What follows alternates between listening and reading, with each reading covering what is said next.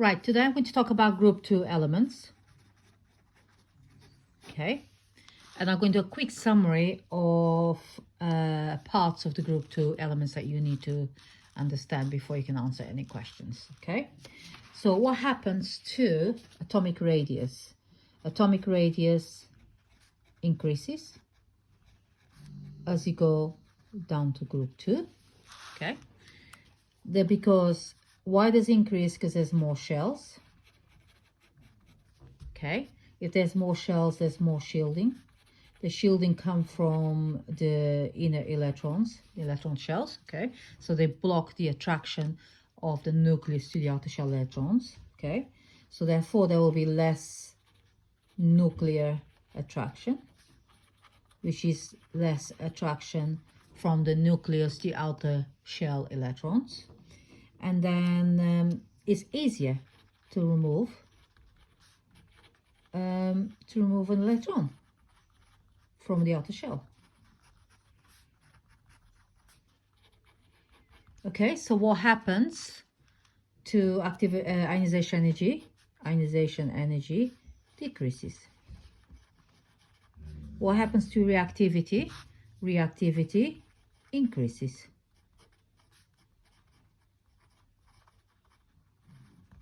Okay, so that's the to do with ionization energy and reactivity part of the group 2 elements. Let's talk about melting points of points of group 2 elements. Okay, because the atomic radius increases, there are going to be more shells. Okay, there will be more shielding.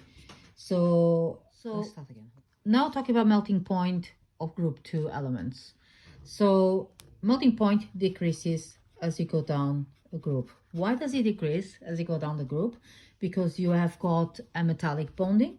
So the definition of metallic bonding is there is an electrostatic attraction, force of attraction between positive ions and the localized electrons.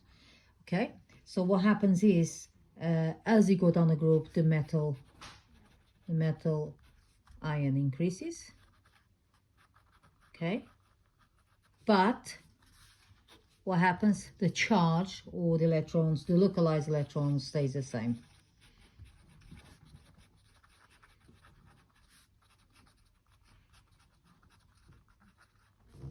Okay, so because they stay the same, they are further away from the nucleus.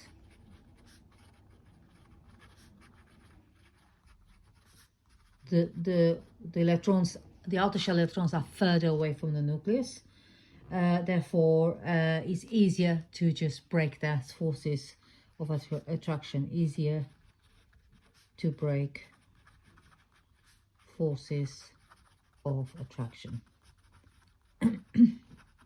Okay, so what happens? The melting point, because it's easier, you don't have to put as much energy in, so less energy is needed to break those forces. Therefore, melting point decreases. That's about the melting point of group 2. Okay, so as you go down the group, melting point decreases because it's a metallic bond. So you got the positive ion in a crystal structure and the localized electrons. So you need to know the definition of that. So the metal ion increases. There's the localized electron stays the same as you go down the group. So the nucleus, the electrons are further away from the nucleus. It's easier to break the forces of attraction between them, so less energy is needed and the melting point decreases. So that's the reason there's a decrease in melting point as you go down the group. Right, let's talk about group 2 compounds. So we can do reactions of group 2. So you have, for example, magnesium plus water, calcium plus water. So how they react with water.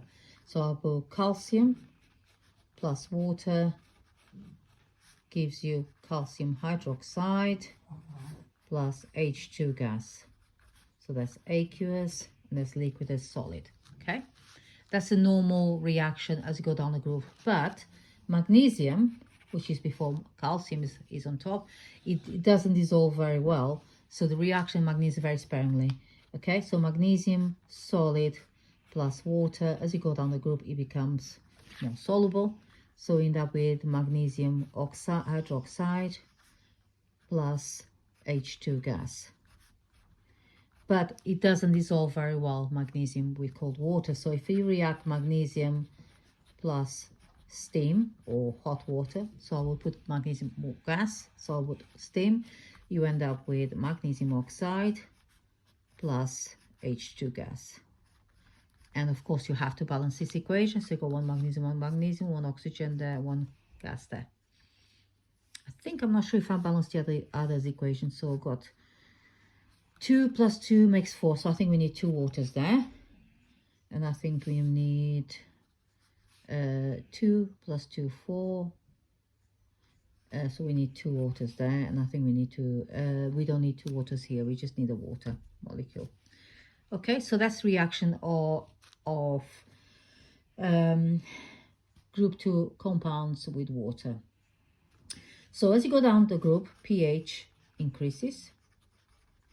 So barium hydroxide has the highest pH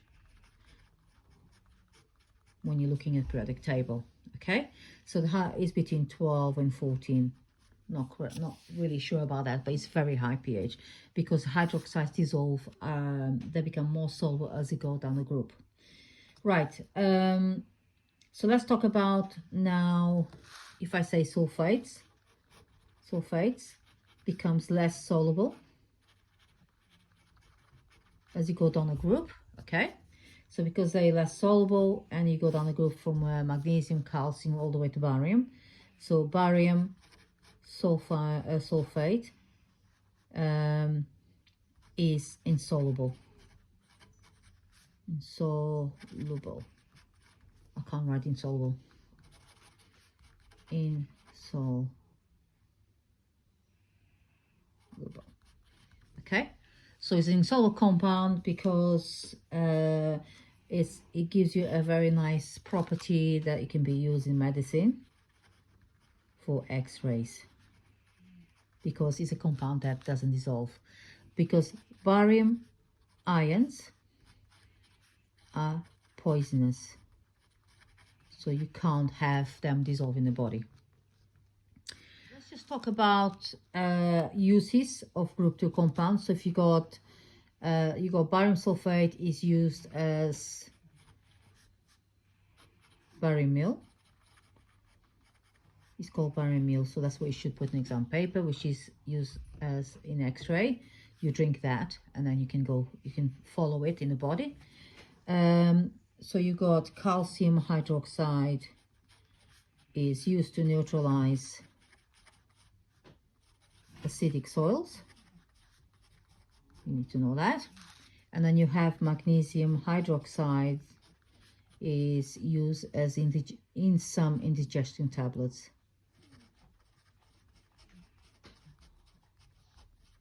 So they used to be called milk of magnesia before, but you know. Also used for extraction of titanium, which we can do this later. It's a reaction where you use magnesium to extract titanium from its ore. I think that's the basic information of group 2 elements for now and compounds. Okay, I hope that it is helpful, a summary that I've done for you very quickly. Thank you.